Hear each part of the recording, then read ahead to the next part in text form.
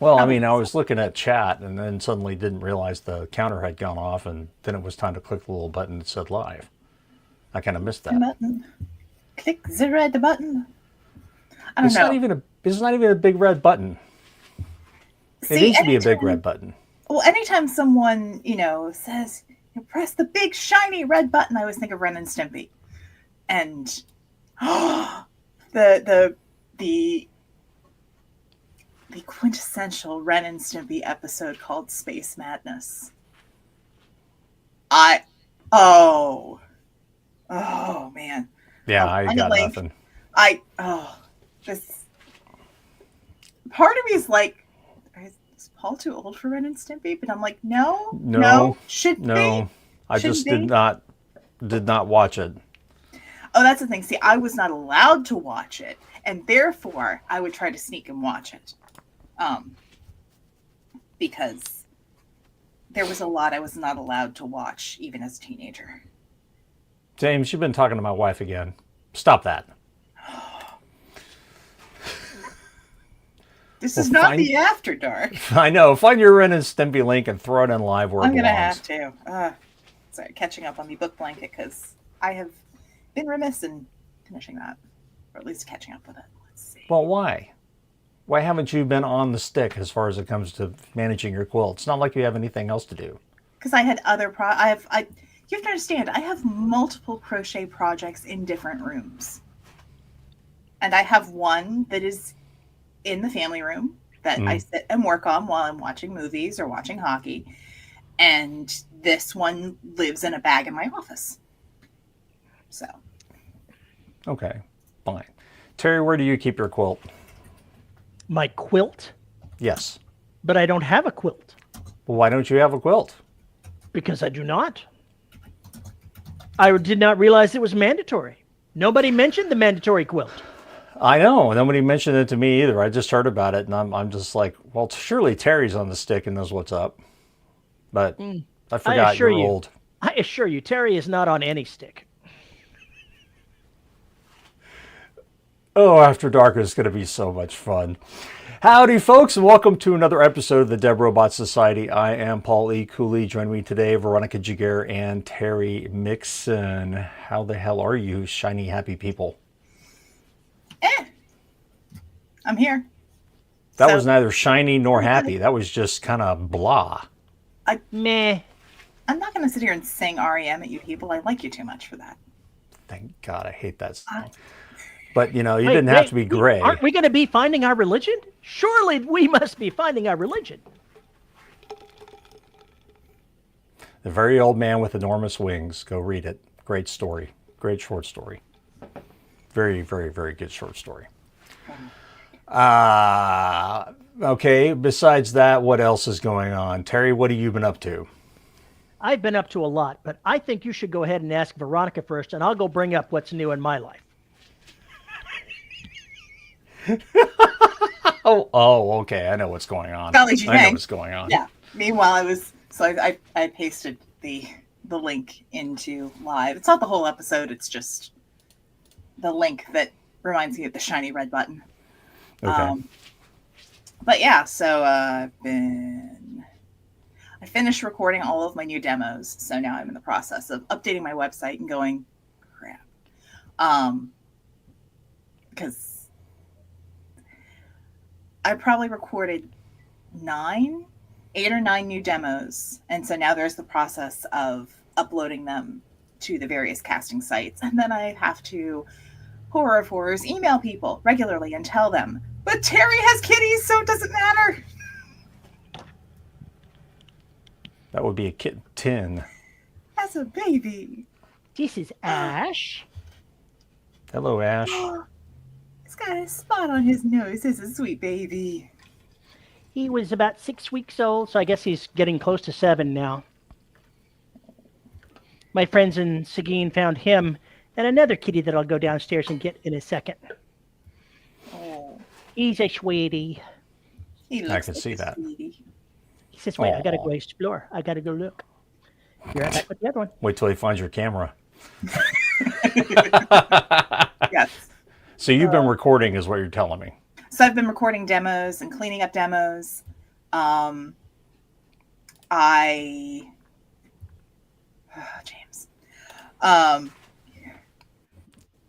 And then, oh goodness. It's demos are a weird thing because you have to edit stuff down. And fun fact, you don't have to get permission from people to use things as demos. And a lot of times you find a demo that will fit what you need it to do. So I've actually taken pieces that were in one subgenre and tweaked things so that they fit another subgenre. Right. Because, or I've, added in voices or taken out accents based on what I want to show off. So that was a good part of my week. Finished prepping 3 books of a 4-book series. The author's working on the 4th book. But I get to do a bunch of accents, one of which will be Welsh.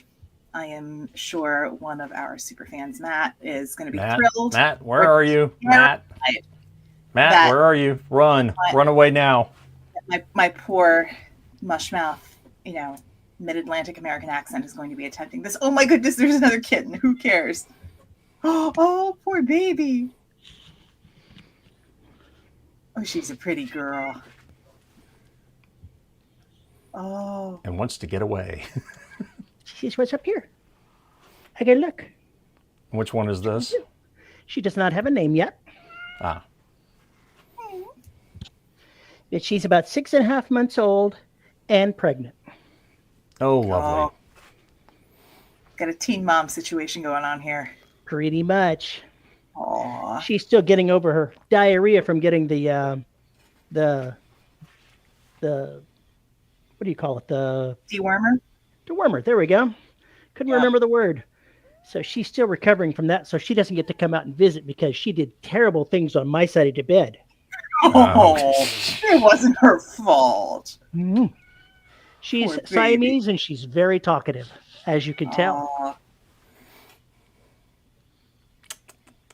That's okay to have a voice. She's got the pretty blue eyes. Yeah, very pretty eyes. We will see what her babies look like. Oh. She's got I don't think I've ever seen white paws. Because she's got she has the darker points. She's got other coloration that goes to her. She is, I don't remember what I've called her, but she's got kind of a calico set of coloring to go along with the Siamese. Wow. Let me see if I can find. I don't really see anything else there, but she's got some odd coloration. She's like a seal point Siamese or something it was something point Siamese. Mm-hmm. Oh, she's pretty. She is, and she's very friendly. Hello. Yes, I hear you. Clearly, she likes to have conversations. Rowdy says Terry drove through the desert with a cat with no name. It's true. Hail the nameless one bearer of kittens. Oh my God. She does Matt not is here. This. Yep. Don't complain. Don't sit there and make excuses. Make excuses. Look, even in the midst of a computer teardown, he is using his tablet to be here. That is dedication. That is dedication. That is dedication. If I were a better person, I would reward that. Instead, I'm just going to make fun of it. A tablet? Do you have any idea how washed out I look on a tablet? You also realize that he is 6 hours ahead of you? I know. He so does. Again? He watches this show because he needs something to get drunk to. That's how that works.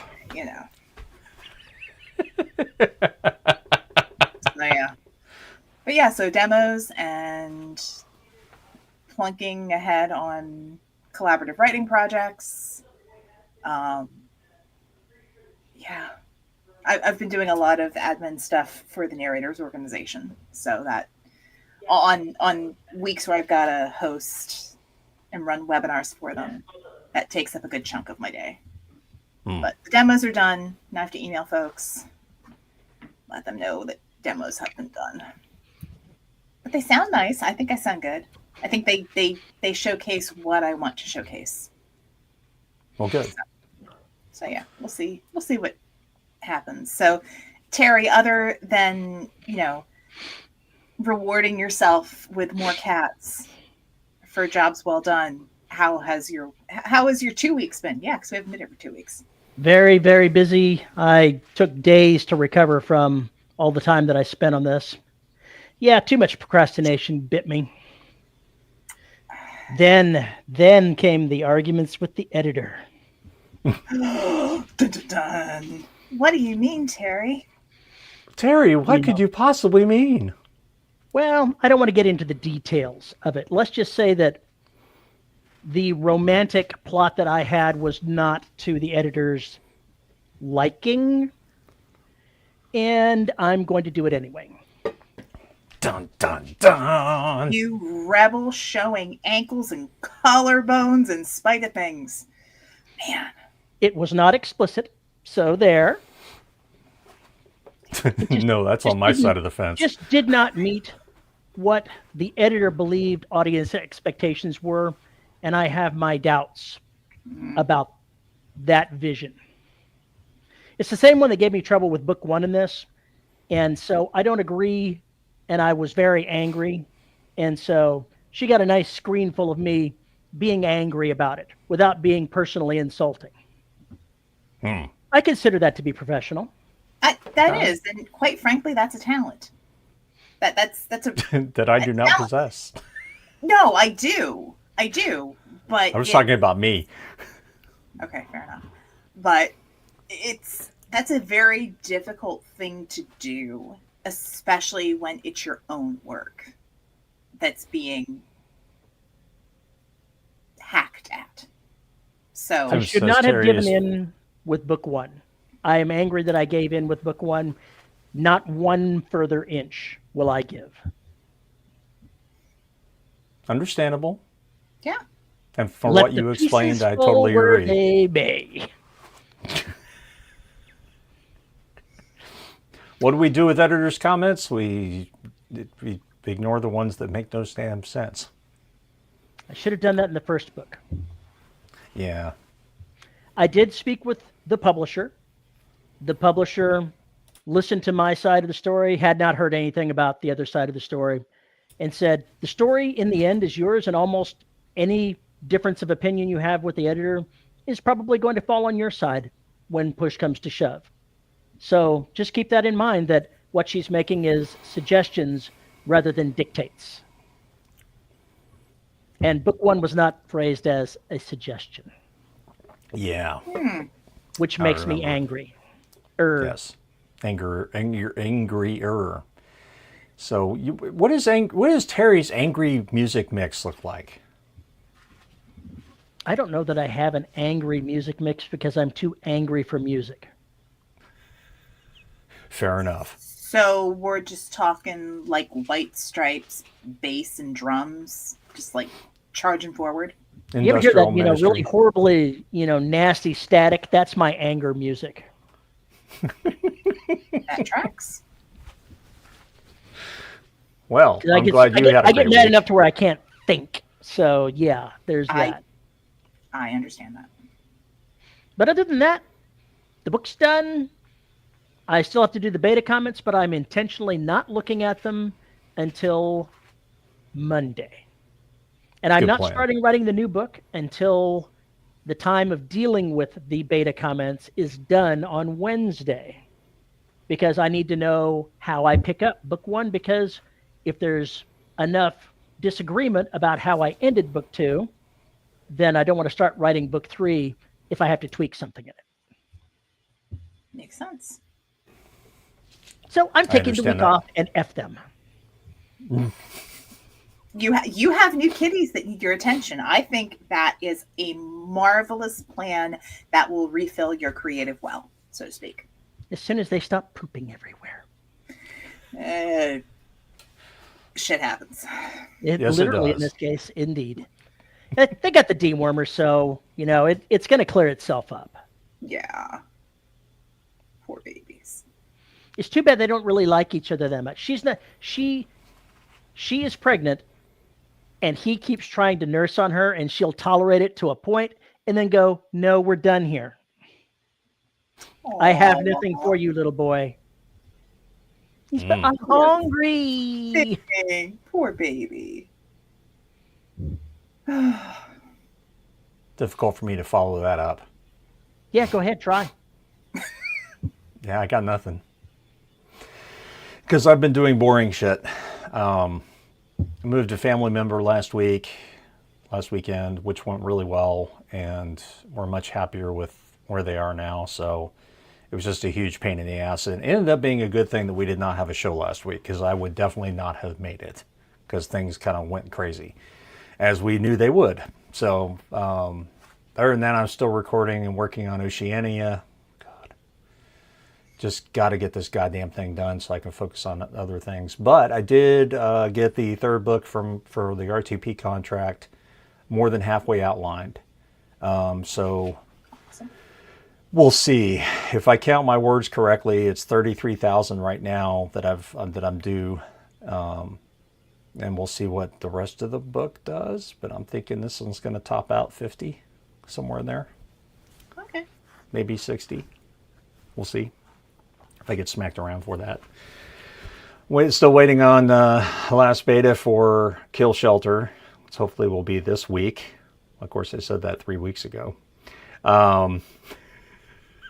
So got to get that one done so I can send that one to RTP, and I'm really chomping at the bit to write this new book. Going to set it in 1983 again. Takes place at a hunting lodge, or excuse me, deer hunting camp, not a lodge. Camp sounds more rustic. So it will include some of the stuff that happened to me when I was a kid hunting, but not too much, just a bit. But it should be fun to write. It's been a long time since I revisited, being the first time I revisited anything that happened to me at that age. So it should be kind of fun and interesting to write. So I'm chomping at the bit, but I get all this fucking recording done first. It's very annoying. Very annoying. You know what I forgot to mention in my pass through? Oh no. Renovation! Oh, crap. What happened now? Well, let's see. What's the last you recall? When we last visited this story? When last we left our poor intrepid homeowner, the contractors or subcontractors had somehow damaged a tile while installing the shower door. And the intrepid homeowner's spouse had conveniently safeguarded the tile to such a degree that no one could find them. So replacements had to be ordered. And we pick up with wanting to know, did the replacement happen? What happened to the shower door? Are the renovations actually finished? The renovations are not finished. So today, well, actually yesterday, they came and removed the door from the shower and removed the tile, which they then conveniently cracked a edge tile, the little rounded piece. So they could not put one in there, and now that has to be replaced. But they say it will only be a few days to get that in.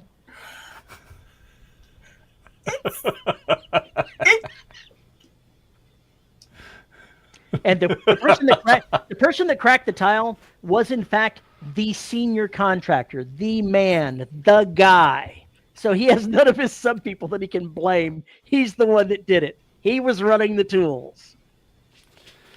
But one of the other problems that the only two issues were the cracked tile and the fact that the bath towel racks in the upstairs bathroom were not actually mounted to the backing that they put into the wall.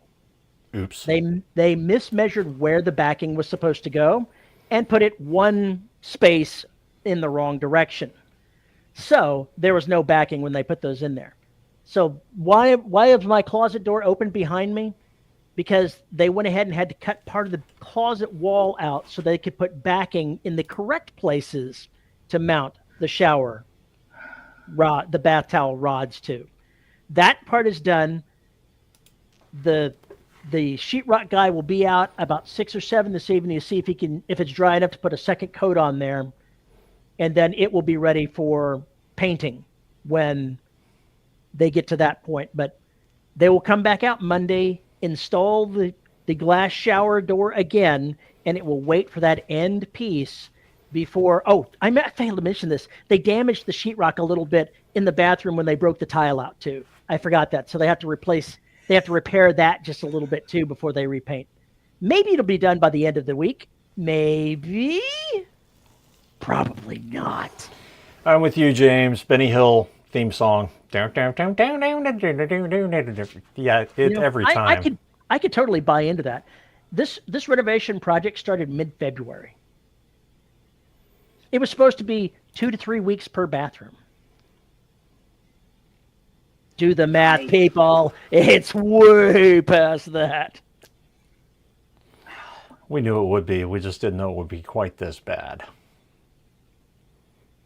And finally, once they're done with all of this, once this renovation is done, then I call the glass guy to come out, set the schedule for 2 weeks out, because that's how long he has to have head warning to schedule a hit.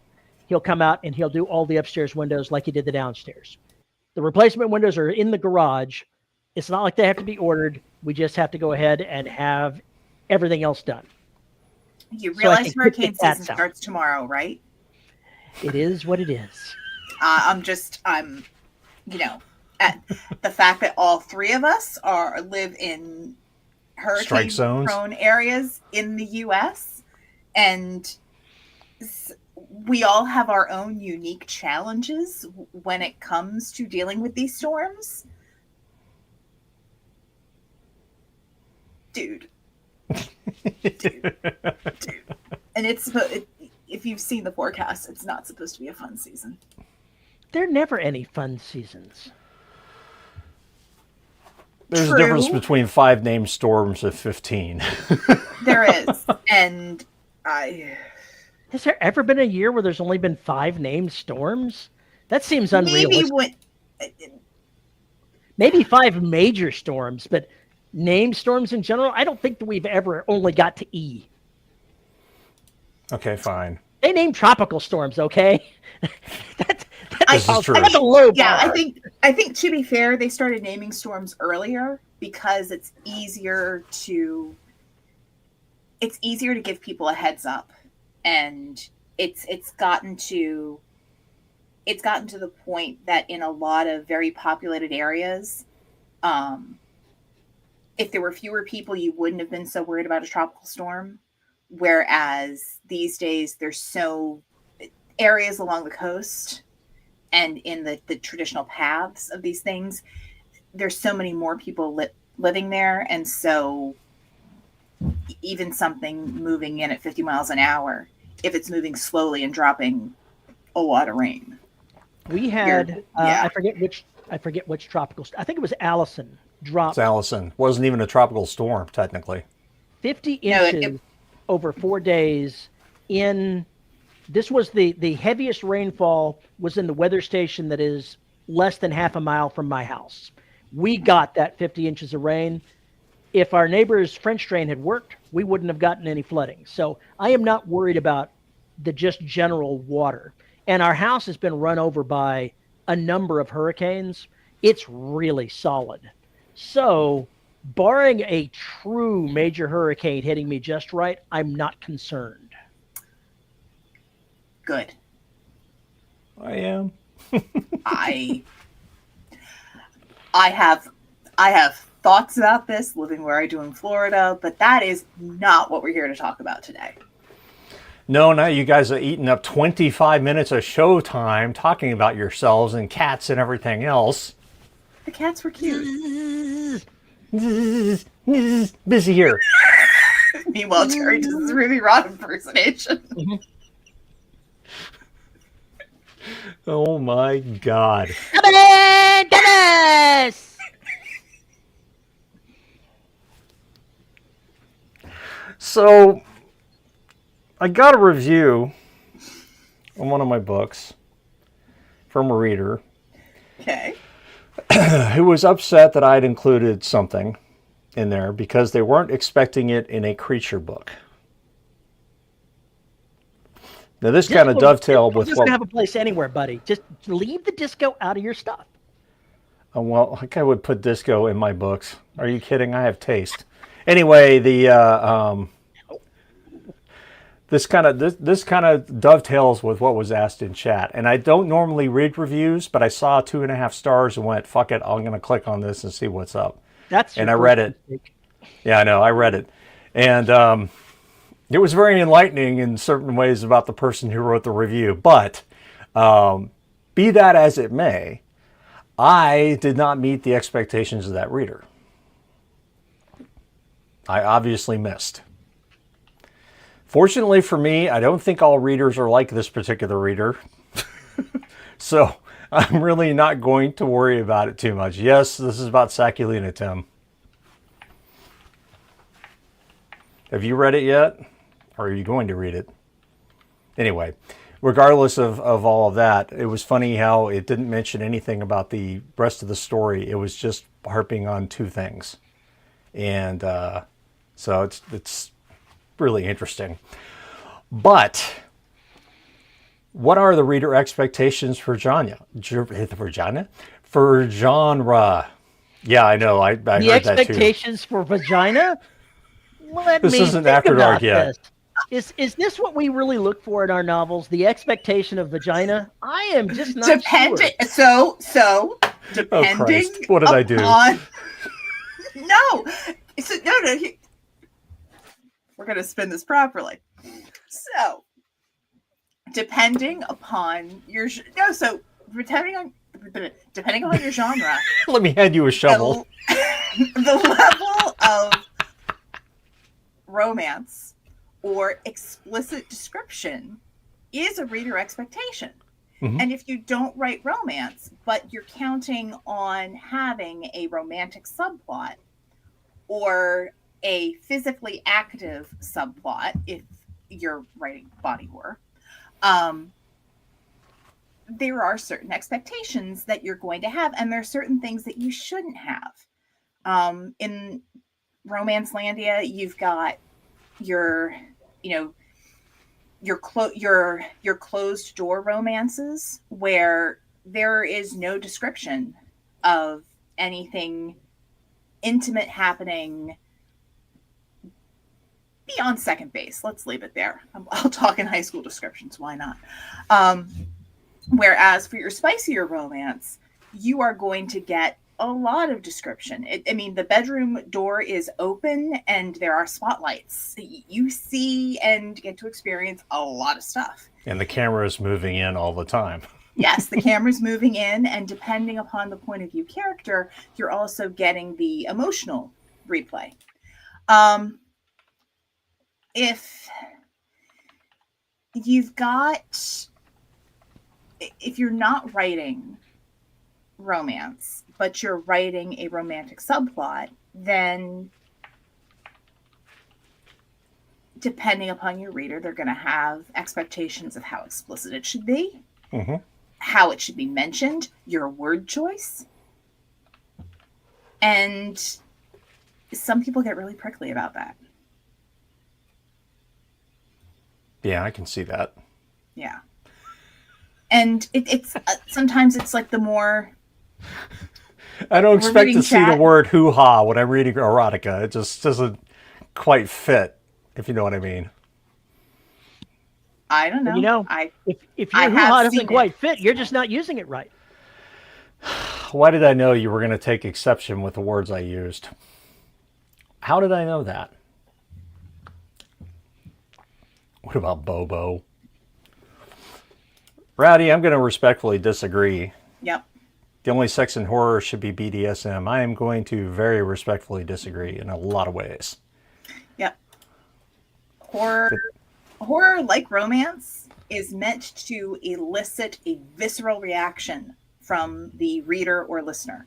And you have to be able to give your audience a good reaction. And sometimes the only reason you're able to react to something, the only reason you can react to something is because you've set them in a very lovely, comfortable, sensual spot. And they think everything's okay after that. And if you're in a coolie novel, it is not. It's not. No comment. Absolutely no comment. But that does bring up something with a horror, quote unquote, genre. It can't be all daisies. It just can't. It's going to have actual viscerality in some description in some way. And there's going to have to be some darkness dealt with.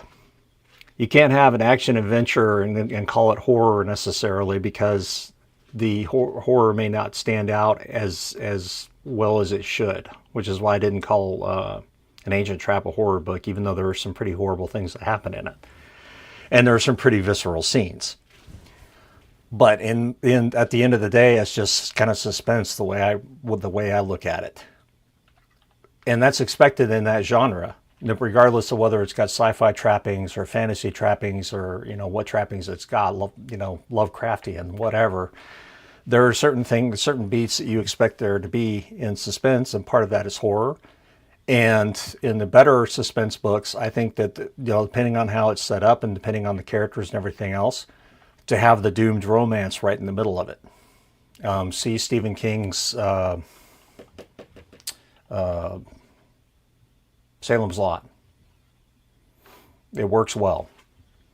And it works well because when it finally comes apart for reasons that are in neither character's hands, so in their control, it does hurt.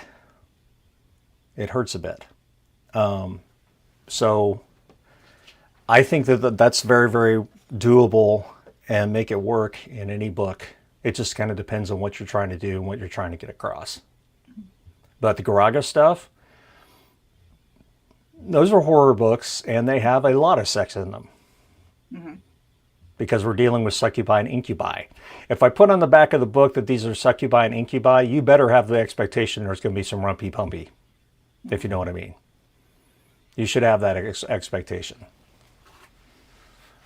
So authors set expectations in how they describe their book, what they describe about the book, and also from their track record. Expectations get set. People know that I'm not going to write a happy ending. My characters, some of them will survive. They'll be beat to shit, and they'll go off into a uncertain sunset, as they should. And that's the way I write my books. So if you read one of my books and you like him, you can expect that ending to kind of carry forward, depending on what kind of book it is. So that's part of my track record. And if you don't like that kind of ending, you're probably not going to like a lot of my stuff, because that's just the way it is. So I have an expectation I set for the audience by the way I write my books, but I also have an expectation for myself of what the genre will support that I'm writing. And so I'll dive between genres, action adventure versus horror, but always click that suspense box. And that's just what I write. But if we go to erotica, there are certain terms I expect to see and certain terms I don't, unless someone's being ironic. Right. Right. And I mean, I'm thinking about, so the genres Terry writes in. So we're talking space opera, space action adventure. Mm-hmm. And the thing about having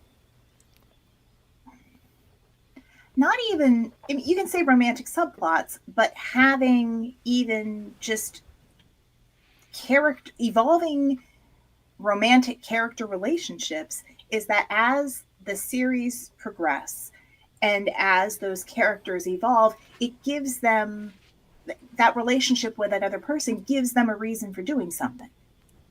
And it ups the stakes. So yes.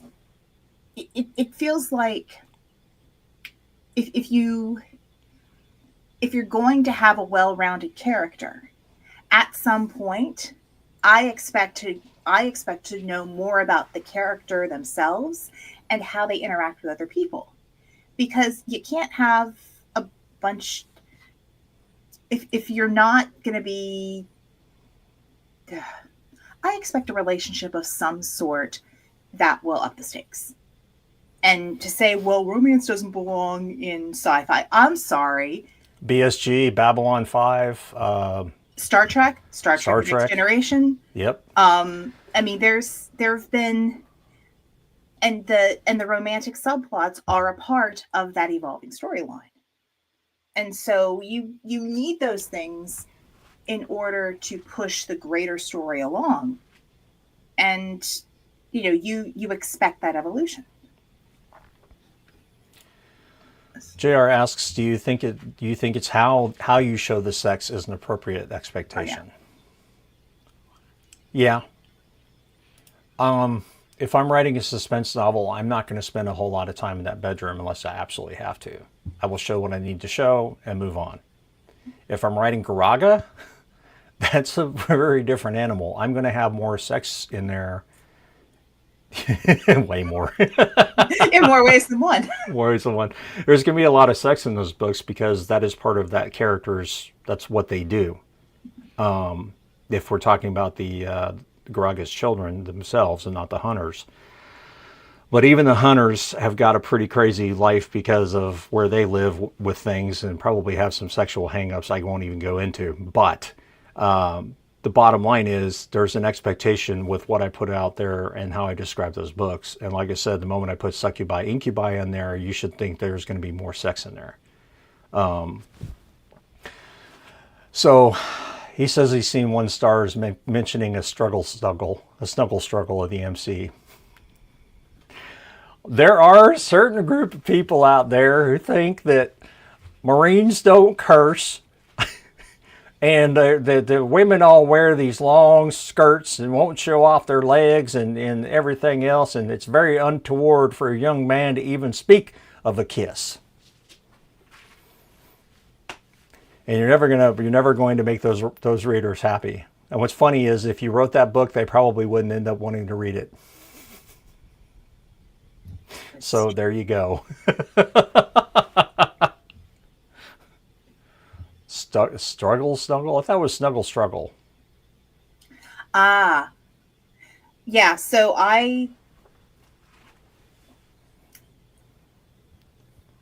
a lot of times when you're talking about how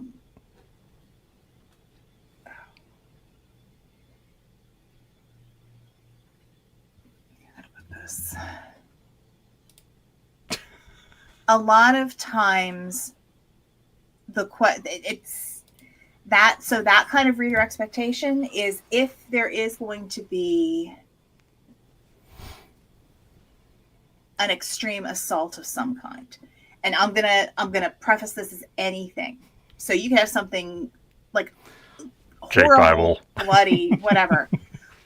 But reader expectations. Is it necessary for the plot? Is it necessary for the flavor of the book?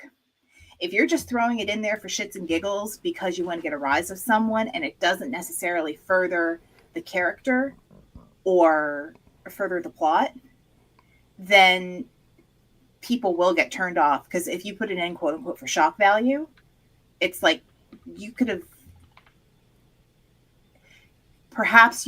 have achieved the same ending with it or the same character or plot movement without that.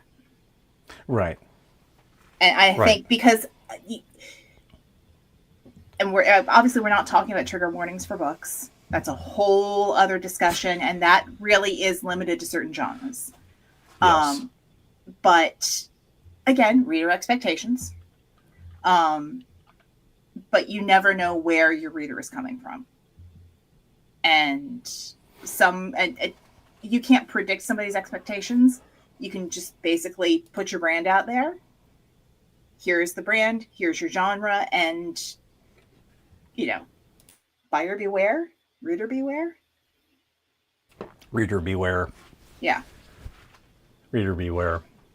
I was going to say, if you have a book and you have a scene in there, take the scene out in your mind. Does the book still make sense? If it does, you can rip that scene out. And you should probably take a moment to figure out why that scene is there, especially if it somehow is out of sync with the rest of the chapters and everything else. It may be something to look at cutting. But that's because it's maybe in the wrong book.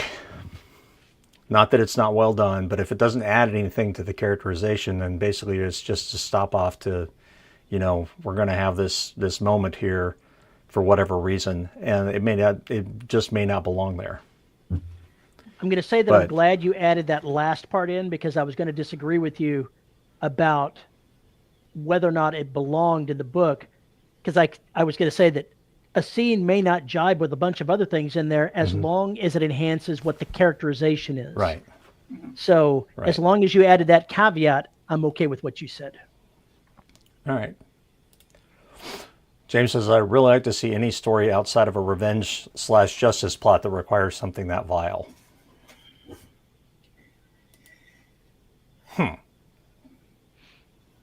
JR, nobody's going to put a trigger warning in the book if it has too many culinary things going on. Come on. So is it too meta to have a book that has a trigger warning that says this book has trigger warnings? You know what? But the funny thing is, you will have some readers who go, this trigger warning bullshit, I don't need this. And so you're giving them a heads up about the heads up that you're going to give others. So maybe I was just being obnoxious. So I know, but I wouldn't be shocked if somebody actually had one, but still. I mean, now, well, now I do it all. Way to write. I always do it for the podcast. I always put in the podcast, this has adult situations, language, and violence, period, end of story. That's going to be in every book of mine. Somebody is going to say the F-bomb. It's going to happen. No. Yeah, it just is. So I like to put that there so people know that when they go to listen to the podcast, they don't have it on with their 4-year-old kids in the back. Sean wants to know when Terry will be writing a nonfiction book detailing his renovations, kind of Bill Bryson, Bill Bryson-esque. Don't know who that is. When are you going to write that nonfiction book? I'm never going to write a nonfiction book, ever. It could be a nonfiction essay. Pass. Wow. No adventure in your soul. None whatsoever. He has priorities. He has I've got other things to do. So that covers genre and author expectations to a certain degree. And I guess reader expectations too. But I guess the rule of thumb is that if you're wondering whether or not you're fitting into the genre or adding something that the genre may not like, lift it up from the rest of the book and see if it still makes sense. And then you'll have a pretty good idea of what maybe the reader expectations are. But like Terry said, and I did as well, if it's a scene that adds characterization, then it should follow along. It will not be out of place. And so it makes sense to keep it there. But you have to make the ultimate decision. Unless you have an editor who owns all the control, then you're in trouble. So that's what I would worry about. He's a journalist and author who writes nonfiction books on topics including travel, the English language, and science. Okay. Bill Bryson. All right. Can do that. So what else is there to say about genre expectations? That they are dependent. Really, interpreting genre expectations is dependent on who is doing the interpreting. Because I ran into that with discussions with the editor in the current series that I'm having, and the editor's expectations of what the genre would like do vary from mine, and I don't know that I agree with the editor's assessment. I think that's fair. I think that's fair. Yeah. I would say the other thing is make sure you're reading in the genre that you want to write in, or that you are writing in. And it's all well and good to read the classics in your genre, but read current stuff, both trad pub and indie, so that you see, yeah, like JR says, genre expectations evolve as well. Um, Stay current. And if you're not, and if you're not always reading in your genre, you can find books about writing in your genre. Mm-hmm. Grab them, tropes in the genre. Trope is not a dirty word. It's just a convention that, people fall into, or they're familiar situations that people write about. Just the building blocks for a scene. I think the easiest way to keep up on the trends is go look at the horror movies that are coming out. If you're writing horror, yes. If you're writing horror, sorry. in whatever genre that you happen to be writing, God, half-track brain. Whatever genre you happen to be writing in, go take a look at what some of the movies are that are coming out, because they do dictate to a certain degree what's popular in the literary, and there's some synergy there that goes back and forth. So something gets really hot on the reading side, the movies will pick it up and they'll try and make something really fast to encounter it, and not always do a good job of it. But the fact that that film was made means that somebody thought that it was going to hit with a certain thing that was going on at that time in the zeitgeist. So read books in your own genre, and also look at the movies just to get an idea of what's popular at that point. JR says, I would say if you're writing to pulpit era expectations, it could be a selling marketing point too. Write what you want, just know what you're doing. Yeah, I think that needs to be the rule, period. Randy says, genre expectations evolve, but I don't like how fantasy has evolved. I also don't like how rock and roll has evolved. Well, you can just bite me. Yeah, I'm confused. What do you mean how fantasy has evolved? Because fantasy... I took issue with the rock and roll. I mean, I grew up pretty much knowing all the lyrics to the entire Born to Run album. No, Born in the USA, not the Born to Run album, but the entire Born in the USA album, and a lot of Billy Joel and a lot of folk music. So, yeah, but yeah, there's some genres are just huge, and there are more subgenres now than there were X number of years ago. So, well, chat went nuts. I lost my place here. Somebody said something, and now I've lost it completely. I'll just go with this. Tim says the subcategory of fantasy I'm writing overlaps heavily with both men's adventure and romance, and I thought I was cutting loose, but apparently some elements proved unexpected for some early readers.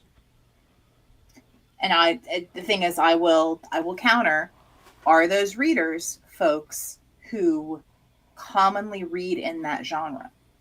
Because one of the things you may run into is if you have a group of beta readers that you use a lot, and you start to switch genres, they may be good beta readers in one genre and not for the other. That's very true too. That's very true too. Tim says, I have issues with the evolution of fantasy toward long-ass books with nothing in them, but otherwise it's all right.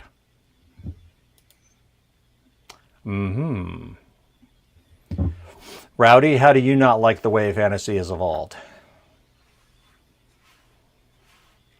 I'm curious. Yeah. Oh, you actually don't use beta readers at all. Yeah. I mean, I finished, I want to say 2 weeks. No, more than 2 weeks now. I finished. Books are too long. I finished an anthology of, granted, they were short stories, but they were written over a 20-year period in how fantasy has evolved. And I can see some things. Just how magic systems evolve, what people expect out of magic systems, how people explain where magic and certain abilities come from. Character I think builds. RPG has had a big effect on that too. With yeah. RPG. Well, and gaming. Yeah, and gaming, itself. of course. And I think, and just readers' attention spans have changed. So, how you develop a character, and people may not necessarily want a shorter, so the 50,000-60,000 word story. They want the 200,000 word epic that has multiple arcs throughout, that finally comes together 5 books down the road. And there's a place for those books. Yeah, there absolutely. most definitely is a place for those books. Let's see. Sanderson is an outlier when it comes to fantasy length. Not everything is like a 200,000 word tome. Yeah, but in some categories, 150K is a pretty common length. Yes, absolutely. Fantasy is wide in its length. Yeah, I think that's one of the reasons I don't read and one of the reasons why epic fantasy drives me nuts is because it's a hell of a commitment to make. And it usually takes like 30,000 words for you to get to know all the characters and realize whether or not this is a book you want to keep reading. And then, oh my God, there are 3 more of them, each as long, if not longer. How much enjoyment am I going to get out of this bullshit? And there are very few books that stick with my attention span in that regard. Very few. But I'm a hypocrite because I do it with Peter F. Hamilton all the time. I just don't do it with epic fantasy, and I couldn't tell you why. Let's see, in my market research, a lot of books are 800 plus pages. Jesus.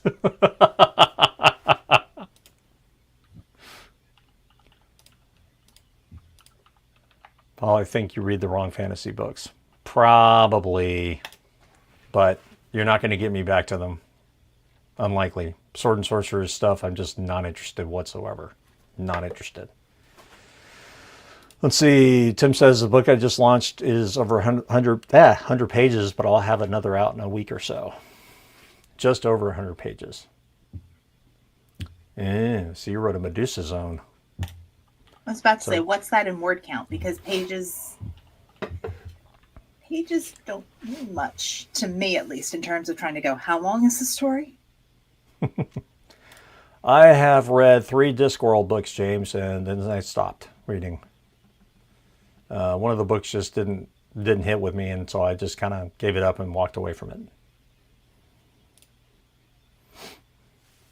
100-page book's about 25,000 words, he says. Okay, so a novella, essentially. Yeah. 25,000 words is a novella. There are 40 plus. I think I'm just, unless it's certain writers and certain stories, I just like the 100K limit in a lot of ways. Because there's usually, the authors that write at that length aren't fucking around.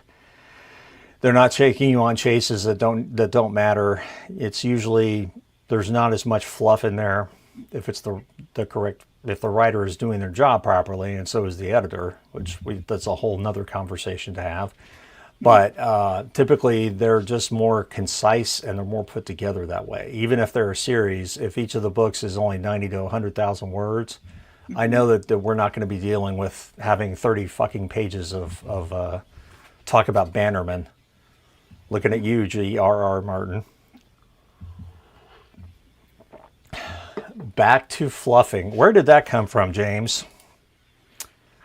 Because you're talking about fluff in books. Oh, there we go.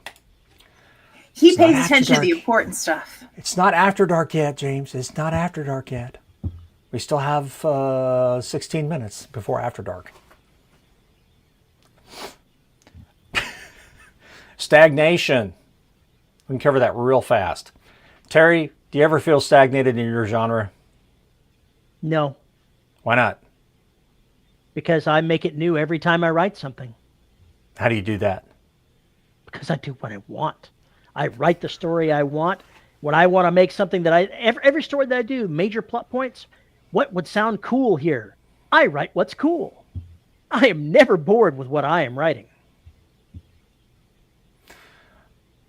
I like that. I like that answer a lot. I like that answer a lot. Somebody asked in the topics channel about stagnating.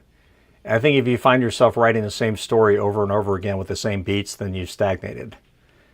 But let me ask my question to that. If you find yourself writing the same story over and over again, what is it that you are writing to? What is driving your writing? Do you have this outline that you're following? Is that why everything sounds the same? You may not have a physical outline, but if you've got a mental outline that you are hitting these plot points and every story comes out the same and you're writing the same thing over and over again, the problem is the outline. Throw it out of your head, even if it's not a physical object. Throw it away. If you're stagnant, intentionally do something different. Intentionally write something that is a major plot point that is way outside of what you have been writing, and then make it work. JR says, same story, same beats, but it sells. Deal with it and write it again and again so you can cash in. Now, let's be clear. Romance has a lot of the same beats, but it is not a beat for beat sort of thing. Not every romance story is the same as every other romance story. That is a trap that you do not need to fall into. There again, reader expectations. There's certain things that people expect out of that broad romance storyline. And people expect that happily ever after or a happy for now ending. They expect there's going to be some declaration of love from one or both characters. And they expect that someone is going to screw up horribly at that 2/3 mark. Because there has to be a screw up in order for an apology to happen. Otherwise, next time it's a free-for-all, because regardless of the broad genre, there's so many ways to get to the core of the story. But yeah, and the other thing to remember is that some readers gravitate towards certain genres and certain more formulaic books because they like the predictability. They like the security of it. Yeah, it's comfort. It's comfort food. Yeah, it's the same reason why people gravitate towards the same kinds of sitcoms. Because why? It's comfortable and you know what you're going to get. And sometimes if your brain knows what it's going to get, then you're able to focus on the other little details to enjoy the story and enjoy the characters. Let's see, like the cozy genre for crime, or how every NCIS episode is the same. Yep. Or one of my guilty watch pleasures is, and that's like a family guilty watch pleasure, is the 911 series. And it is predictable as hell. Within the first 5 minutes, you're going to have the major conflict, and then there are going to be 2 other subplots that hint at that. There are going to be 3 things that go wrong. They are all going to get resolved by that 45-minute point. And if you stray from that, I have a problem. Because you have messed with my predictability. I'm looking at this most recent season. Damn you all. But, because they messed with the formula. There was a meme that was tearing at house for that same reason, was going through how every episode is the same. Every episode is the same. Mm-hmm. And yet, that's what you expect. You expect the nasty Columbo type deal going on, where House is flailing at everything, trying to figure out what it could be, while insulting everybody else, while his minions wonder why he's so fucking insane, and having their own troubles and everything else. It's all there. And X-Files is the same way. Every story has the same exact beats. And for it to be a popular TV series, I hate to say this, it has to have those beats. Yeah. It just has to. Every Buffy episode has to end with the major fight in the last 7 minutes of the show. Mm-hmm. Almost every episode, if you go and look, the climax is really in the last 5 to 7 minutes of that episode. But that's because it's episodic. And episodic lends itself more to formula, I think, than anything else. It just does. And now maybe the writer's formula rather than a genre formula, but it's still a formula to a certain degree. If you have a comment or question about this episode, you can go to deadrobotsociety.com, punch that contact button, and send us an email. Or you can leave a comment on this episode at YouTube, where you can find us at youtube.com/DRS Podcast, where we are live every Saturday, except when we're not, at 3 p.m. CST. Like and subscribe so you know when we're live and when we haven't taken off on a crazy sabbatical. Terry, I'm looking at you. And if you want to join our Discord, find the link down in the show notes. You will be able to hook up, that's probably the wrong word. You'll be able to join a bunch of audience of miscreants and everything else, from writers to fans to who knows what. I don't look at Discord all that often. It's crazy in there. Actually, I look in there a lot. Feel free to join us on Discord. And if you want to support the show, you can find us at patreon.com/DRS Podcast and buymeacoffee.com/DRS Podcast, where for as little as $1 a month, you get access to exclusive live shows like the one coming up in about 9.5 minutes by the time I get done with this. And then you get to find out what goes on at After Dark. We have some choice things to talk about today. And at the $10 level, you get your name read. And our $10 patrons are Juan Valentin, James Terrell, Antoine Batts, Tony L. Joy, Rick Shaw, Lisa Slack, and Tim Niederreiter. Thank you to all of our patrons for making this show possible. With that, we are going to get the hell out of here so that we can, get ready for After Dark. Yep. Some of us have to change. I have no idea what their outfits are. You're not supposed to let them know about our outfits. Oh, I don't know. I just figured the costume change and give them a heads up. But I don't. All I heard was red lace and straps. So I'm intrigued. Look. I have a bustier. It's all good. You only had half the word there. Strap was only half the word of what he's going to wear. All right. Oh. I need to read these emails more closely. On that note, we are getting the hell out of here. Have a great weekend. Thanks for spending some time with us and everything else, and commenting and questions. And you guys have a fantastic rest of your weekend. Good luck getting those straps on there, Paul.